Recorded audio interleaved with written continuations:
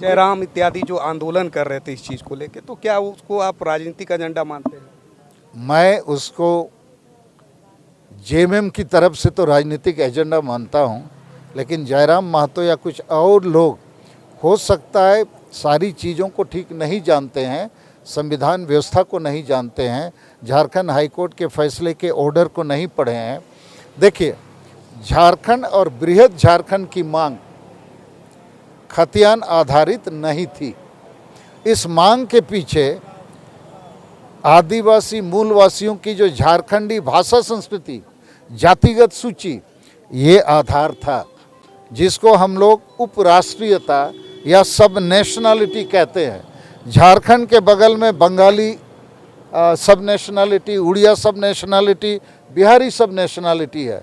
जब भारत देश में राज्यों का बंटवारा शुरू हुआ, सबसे पहले 1912 में बिहार अलग हुआ, 1936 में उड़ीसा अलग हुआ, तो 1938 में आदिवासी महासभा बना कि बिहारी बंगाली उड़िया के लिए राज बन रहा है, हम आदिवासियों के लिए भी एक राज बन जाए।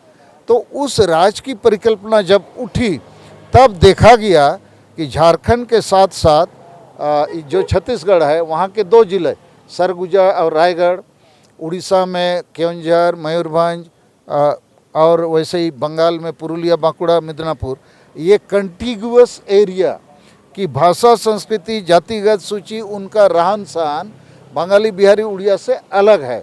तो इसको मिला के एक नया झारखंड राज्य बनाया जाए। तो वहाँ किसका खतियाना है नहीं खतियाना है वो आधार नहीं था। अभी भी स्थानीय नीति को तय करने का लक्ष्य क्या होना चाहिए, जो आदिवासी या मूलवासी है वही स्थानीय है। और खतियान यदि आप बोलिएगा, रांची में बहुत मारवाड़ी, पंजाबी, गुजराती का भी खतियान 1932 का हो सकता है, तो क्या वो झारखंडी कहलाएगा? नहीं कहलाएगा।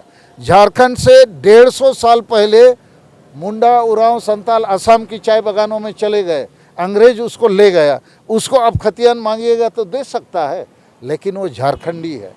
तो पंजाबी, गुजराती, तेलुगु, तमिल खतियान रखे या ना रखे, वो झारखंडी नहीं है। और वो भी नहीं बोलता है हम झारखंडी है, वो बोलता है हम पंजाबी, हम गुजराती है, तमिल है।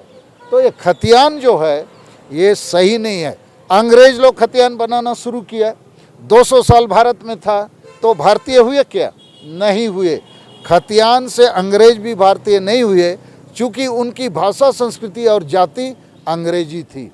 तो जो लोग खतियान आधारित बात कर रहे हैं ना, वो अनसाइंटिफिक है, वैज्ञानिक नहीं है, संविधान सम्मत भी नहीं है।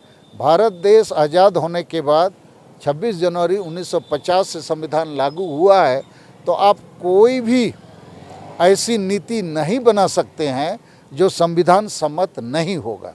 इसलिए ये 1932 का खतियान बोलने वाले जो लोग हैं, ये बहुत कुछ नहीं जानते हैं, झारखंड अलग राज्य आंदोलन के इतिहास को नहीं समझते हैं और सोचते हैं 32 का खतियान जिसका है, झारखंड में ही बहुत लोग विस्थापित हो गए हैं, आदिवासी या मूलवासी, कहाँ से 32 का खतियान लाएंगे?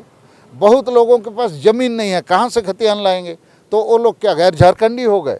या बहुत सारे बिहारी, बाहरी जो लोग भी हैं, वो नकली खतियान भी बना सकते हैं, सब चीज़ बनता है, तो उसको क्या हम झारखंडी मान लेंगे? देखिए, पंजाब में वही पंजाबी है जो पंजाबी भाषा, बोली, संस्कृति के साथ है। वो दाढ़ी बढ़ाया, पगड़ी पहनता है, दाल रोटी खाता है। वो सब राज्य का अपना अपना भाषा, संस्कृति है, रहन सहन है, पर्व त्यौहार है, उसकी संस्कारें अलग हैं। वो खतियान आधारित नहीं है। खतियान कागज़ का टुकड़ा है, वो आपकी भाषा, संस्कृति को रिफ्लेक्ट नहीं करता है। तो एनीवे, ये हेमंत सोरेन या गुरुजी शिबू सोरेन या जेएमएम पार्टी के लोग सोचते हैं सब लोग उन्हीं की तरह मूर्ख हैं, नासमझ हैं, और वो मूर्खता का, झूठ का मार्केटिंग वो कर रहे हैं। लेकिन धीरे धीरे ये प्रमाणित हो गया कि 1932 का खतियान झुनझुना है, 1932 का खतियान झुनझुना है, और ये अब झुनझुना ही साबित हो जाएगा, क्योंकि मुख्यमंत्री ने खुद प्रमाणित कर दिया वो इसको लागू नहीं कर सकते हैं। लागू कर सकते तो इसको अभी लागू करते ना। वो क्या बोल रहे हैं, हम दिल्ली भेज रहे हैं, 9वीं अनुसूची में शामिल होगा।